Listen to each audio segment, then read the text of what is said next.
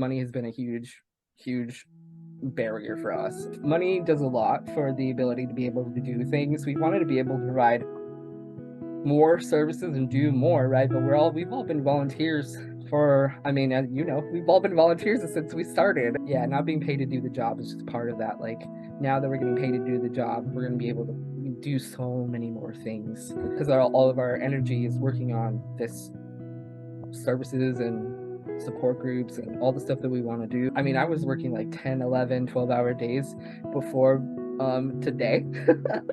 I mean, I've been working doing TSN stuff in my spare time forever.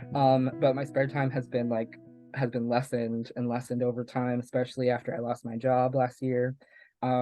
So just trying to make rent was a real struggle, and I know that's also been a real struggle with a lot of people that work with the TSN. And so like any bit in peace is really wonderful that like folks come to volunteer and try to help. We really struggled with funding sources last year, and we're kind of running out of money while waiting for some grants to come through. A lot of our funding relies on like one-time grants or like short-term grant funding, and so it's really hard for us to plan out into the future in terms of making sure that we're able to provide services like at a sustainable level for the time to come in order to help us provide services and meet the needs of our community in the future.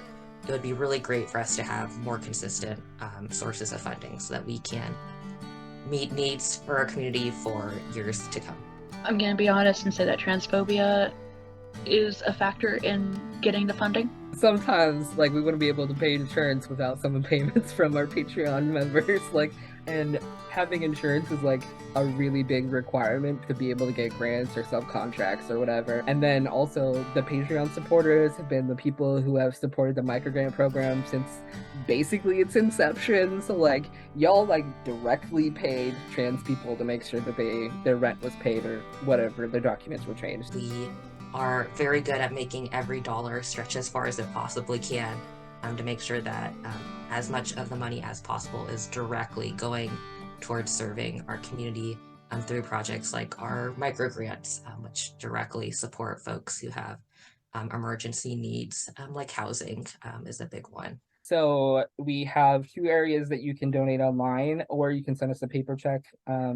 Our address for mail is the Unitarian Universalist Fellowship of Corvallis, because they're great to us. That is 2945 Northwest Circle Boulevard in Corvallis, Oregon, 97330 for checks. We have a link tree which has different links for Patreon and or Give Butter, which is our new program that we get money for. And that's Linktree / Mid-Willamette TSN. If you look up Mid-Willamette Trans Support Network, you'll find a donate button somewhere.